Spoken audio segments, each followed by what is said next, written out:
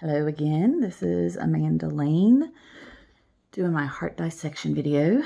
Take 3 at this point. I forgot something and then hit the wrong button, so we're going to try one more time. So 360 view, my table surface, I've got my rubric, my hearts, kitchen, all that jazz. Alright, so I'm going to try to keep this one under 18 minutes like my first one was. And I'm going to try because I completely butchered this heart. Whenever organs are harvested for scientific purposes, for dissections, they really need to take a permanent marker before they package them and be like, okay, cut here so you can see what you're looking for. But they don't do that. And my eyes are burning from the formaldehyde that my massive heart peed all over me earlier. So, move all these gloves. Bring this paper closer so maybe I don't miss anything this time. And we're going to get at it. This is the heart I'm working with. It's bigger than my hands. It's about the size of my head. So I even tried doing it with another heart from an extra kit that we have. And I don't know what y'all are using to cut these things, but I don't have a chainsaw inside and my kids are asleep. So I'm going to do my best to show/explain where things should be because I did not cut it right. Even after watching videos and Googling, I didn't find a good way to cut it. So we are going to start with the aorta. So looking at the outer surface of our heart.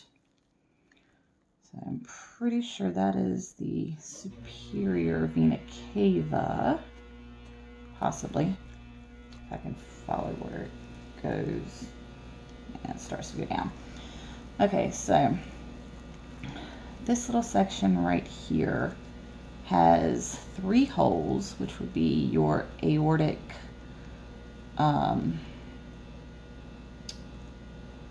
branch.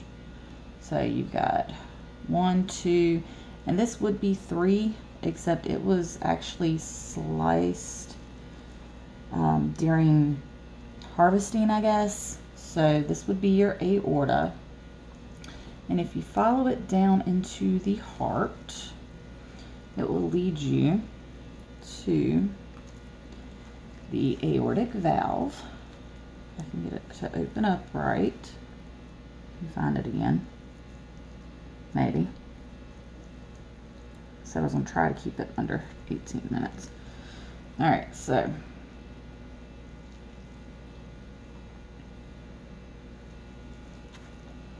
there's no good way for me to hold this. So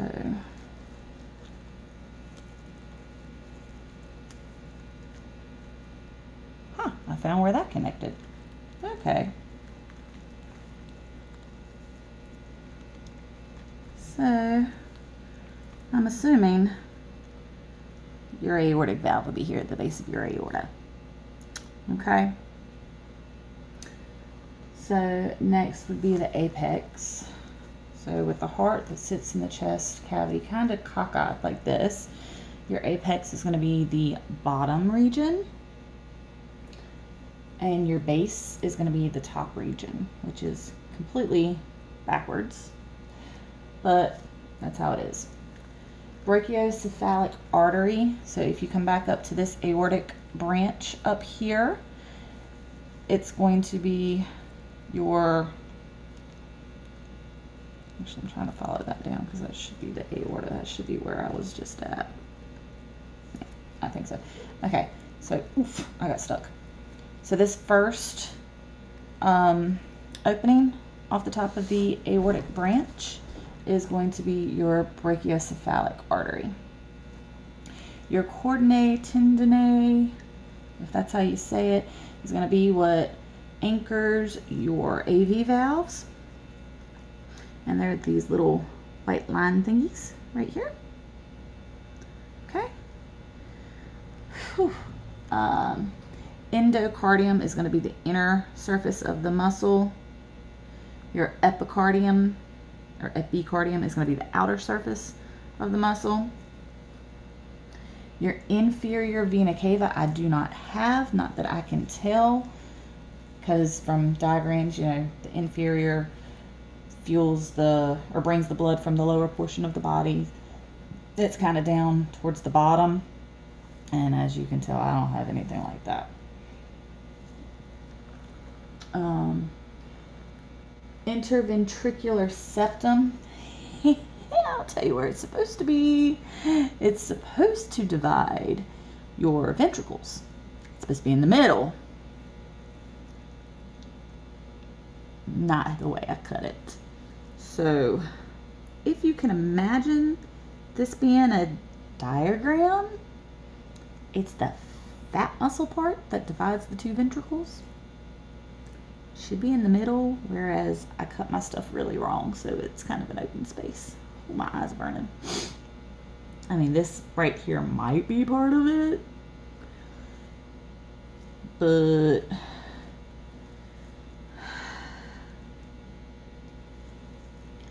it's the meat between the ventricles.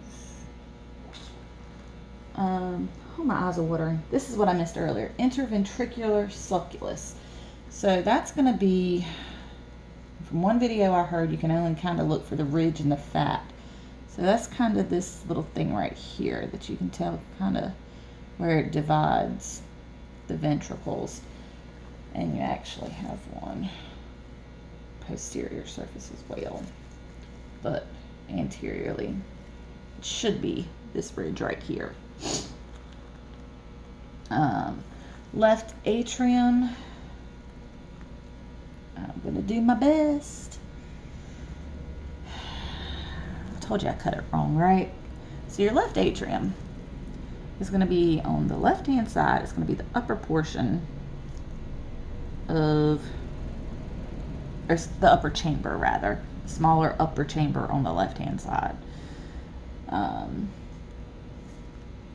The left auricle is going to be the little kind of flap over top of that. So if you got your left ventricle here, your left atrium will be up here.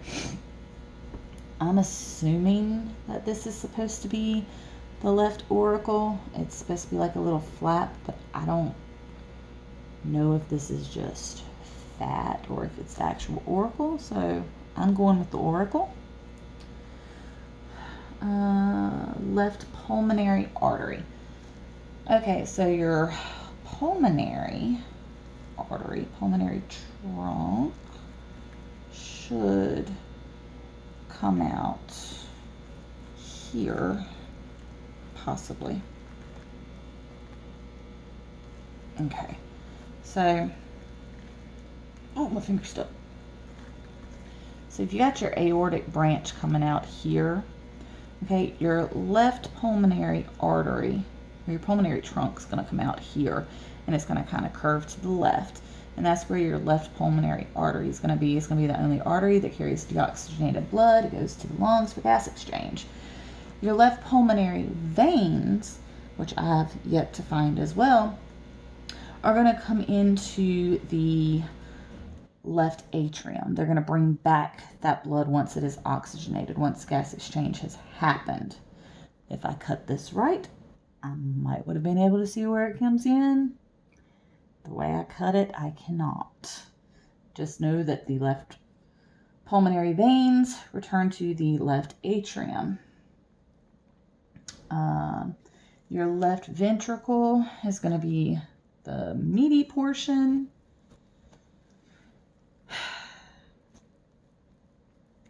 I think I've got this whole heart backwards. But anyways, your left ventricle is going to be the left chamber.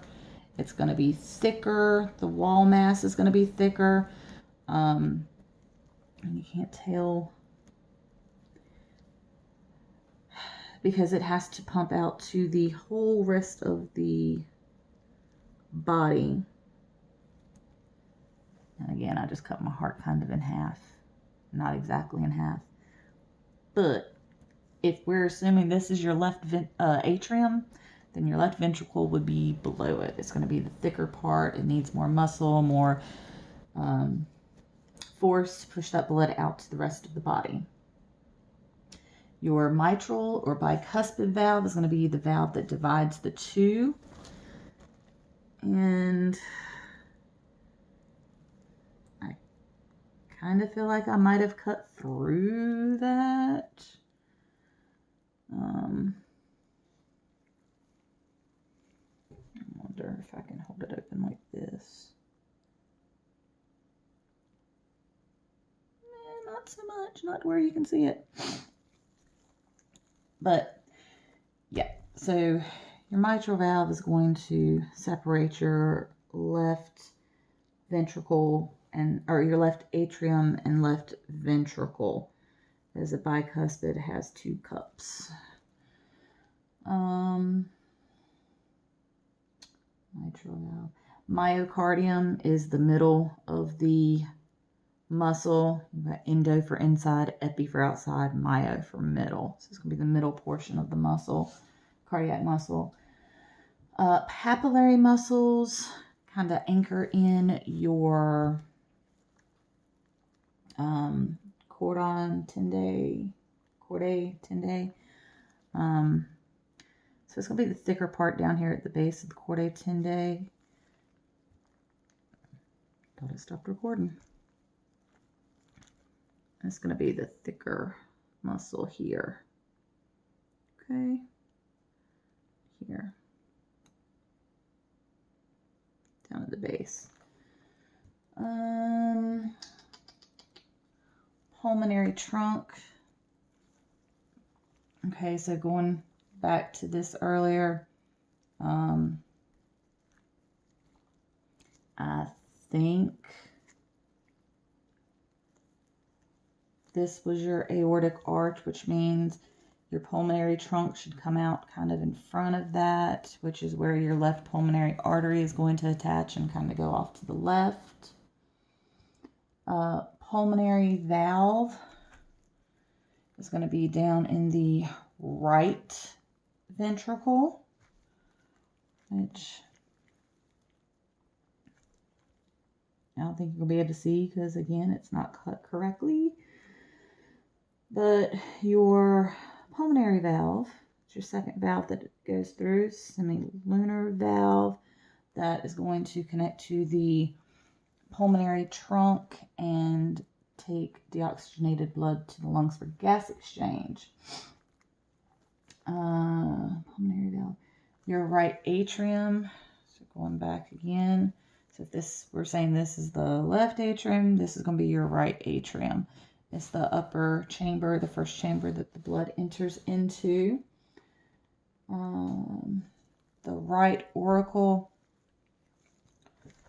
Okay, so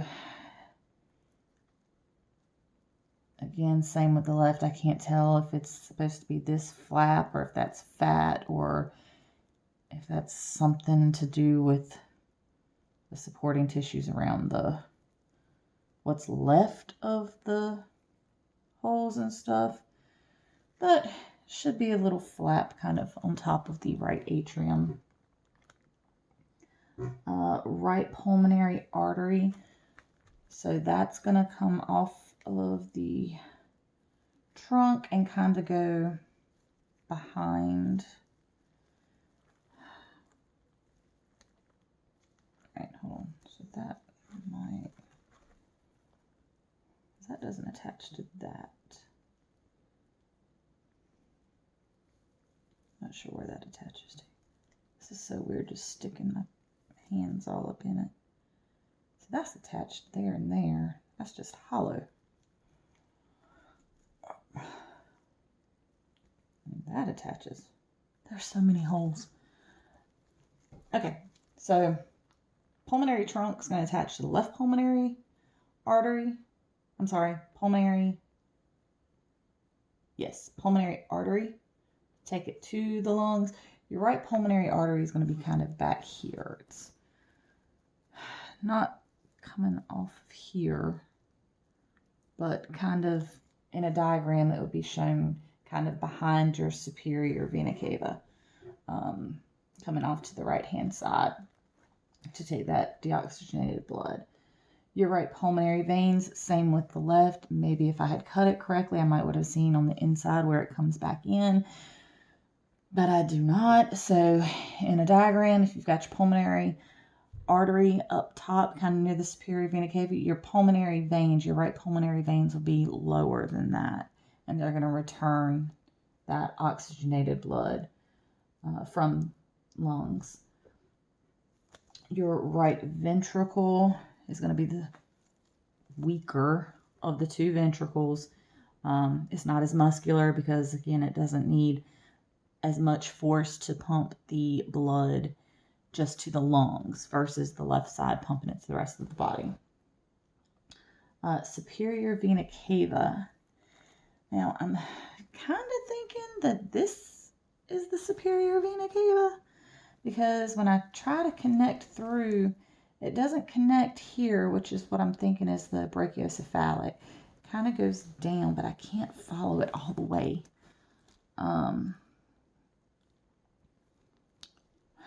And I didn't cut it right, so I can't tell what comes into the right atrium. Oh, wait. That should be where the superior vena cava is, I think, because that goes into the right atrium. Oh, my eyes are burning. Okay, so I thought it was the big one because that's where it is in every diagram, but that goes into the right atrium, I'm pretty sure.